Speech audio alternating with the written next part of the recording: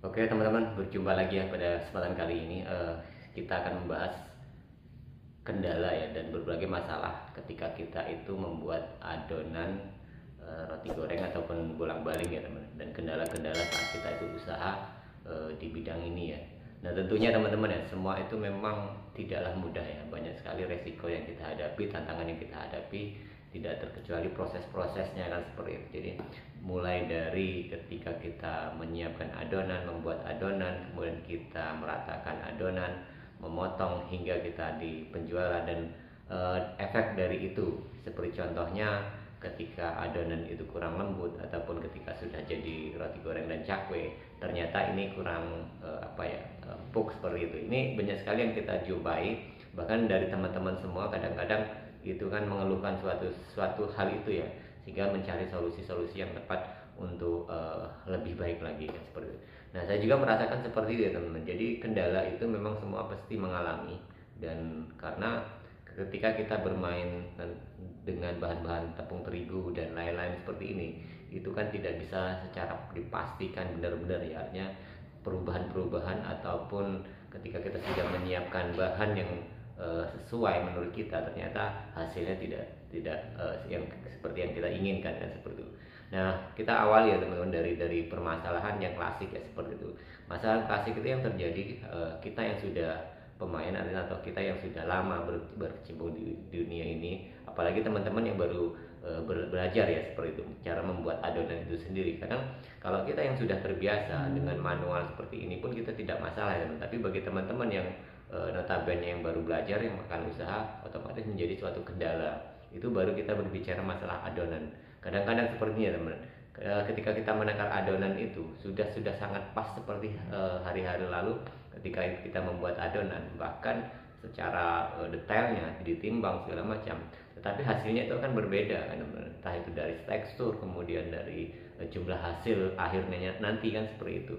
Nah itu menjadi suatu permasalahan sendiri dan PR buat kita masing-masing kan. Jadi yang bisa mengelola itu, yang bisa membenahi itu ya dari diri kita sendiri. Kita membaca dan mencari referensi yang ada kan seperti itu. Nah jadi itu yang pertama ya teman. Kedua, masalah seperti gula tengah dan lain-lain, karena ini sangat mempengaruhi ketika kita membuat roti goreng dan bolang-baling ini ya seperti itu. Itu sangat mempengaruhi hasilnya juga, karena kalau adonan ini baik tetapi gula tengah sendiri tidak bagus, otomatis ini akan menjadi suatu kendala yang sangat-sangat berarti ya teman-teman, kemudian seperti itu. Nah kemudian setelah jadi ya teman, setelah jadi adonan, setelah jadi kita bisa memotong, tetapi adonan potongan kita sendiri tidak rata, tidak sebagus milik orang lain kan seperti itu menjadi suatu PR kita sendiri. Dan kira-kira yang bisa membedain ya kita sendiri kan, seperti kembali lagi pada diri masing-masing. Hanya kita bisa melihat punya orang lain, kita tahu dasar kuncinya itu seperti apa kan seperti itu, sehingga itu nanti kembalinya ke keterampilan ataupun skill kita masing-masing kan seperti itu. Saya juga mengalami seperti itu ya teman ya, tapi masih bersyukur, artinya masih bisa potongan itu setidaknya mendekati rata kan seperti itu, sehingga layak untuk daya jualnya kan seperti itu. Nah itu teman-teman harus belajar itu ya seperti itu. Karena memang kemarin ada pertanyaan juga cara motong agar rata kemudian itu supaya pisah kan seperti itu. Nah itu kembali lagi pada bahan pokoknya ya teman-teman. Bahan pokoknya seperti gula tengah tadi. Makanya saya mewanti-wanti pada teman-teman semua ketika membuat gula tengah itu lebih baik hati-hati, karena memang gula tengah itu kan bahannya simpel, cara membuatnya pun simpel, tetapi hasilnya itu akan sangat beresiko kan seperti. Jadi itu perlu teliti lagi.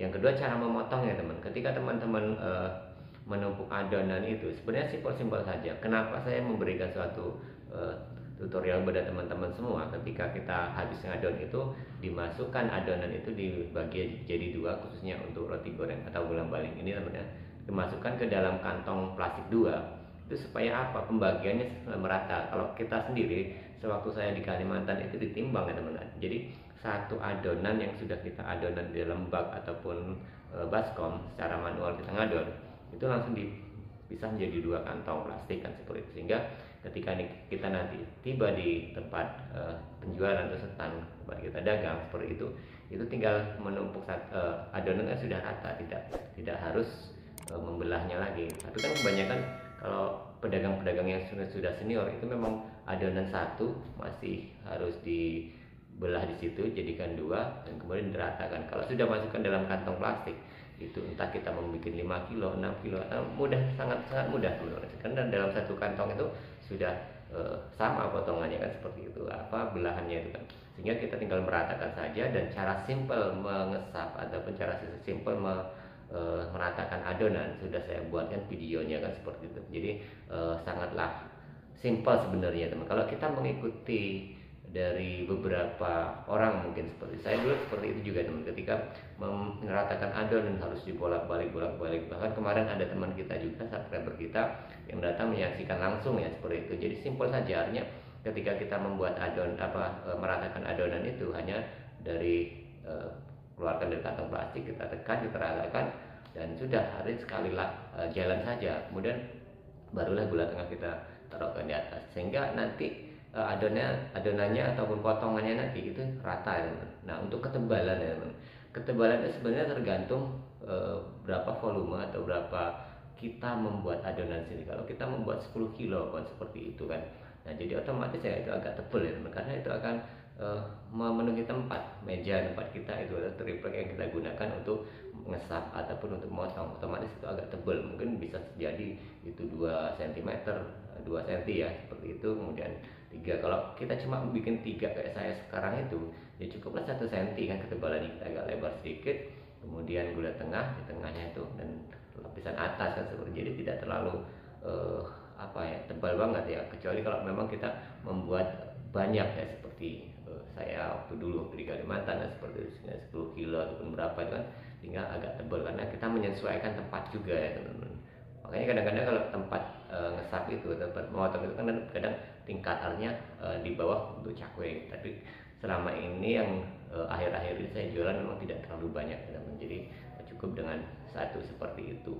Nah, setelah kita bisa menguasai ya teman, dari mulai ngadon, kemudian dari kita motong, goreng kan, adonan itu bisa pisah dan jadi 2 rata kan, seperti itu, dipengaruhi gula tengah.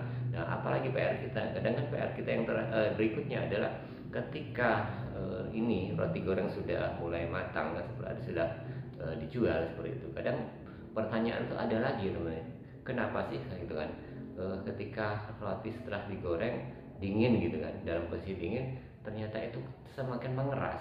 Nah, itu suatu permasalahan juga yang harus kita cari ya teman-teman, dan kita sendiri yang bisa memperbaiki itu dengan cara membandingkan punya orang lain seperti itu, ataupun melihat tutorial yang lain.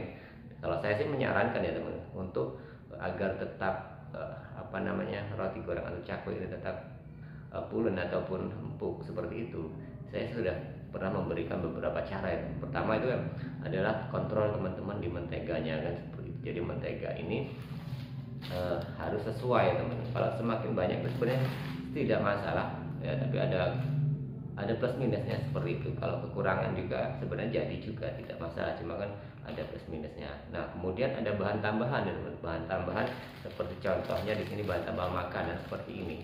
Ini background plus ya, itu ada semacam ini atau IF100 background bonus kalau nggak salah, itu sama untuk melembutkan. Ini juga berpengaruh ya teman, berpengaruh pada adonan ataupun makanan ataupun roti goreng dan cakwe. Setelah digoreng itu dingin, dan ini menjadikan makanan tetap empuk kan, seperti itu. Jadi enak lagi gitu, seperti itu.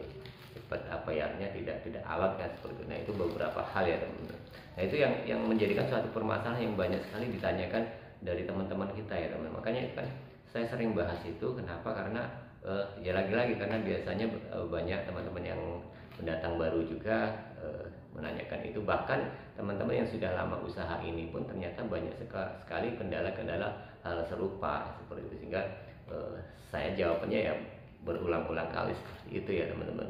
Tapi pada dasarnya ya teman-teman, kalau usaha seperti ini itu kan gampang-gampang susah. Jadi kita harus benar-benar menjiwai ya, seperti itu, karena kita main feeling kan, semua kan feeling ya teman. Saya pun menakar itu hanya yang ditimbang gitu kan, itu kan jarang-jarang bahkan seperti itu. Jadi itu menjadi suatu permasalahan bagi kita. Nah, oke jadi teman, itu saja yang bisa saya ceritakan pada kesempatan kali ini tentang kendala dan permasalahan ketika kita itu usaha dan membuat adonan roti goreng ini. Oke, terima kasih, kita berjumpa lagi di tayangan dan video-video berikutnya.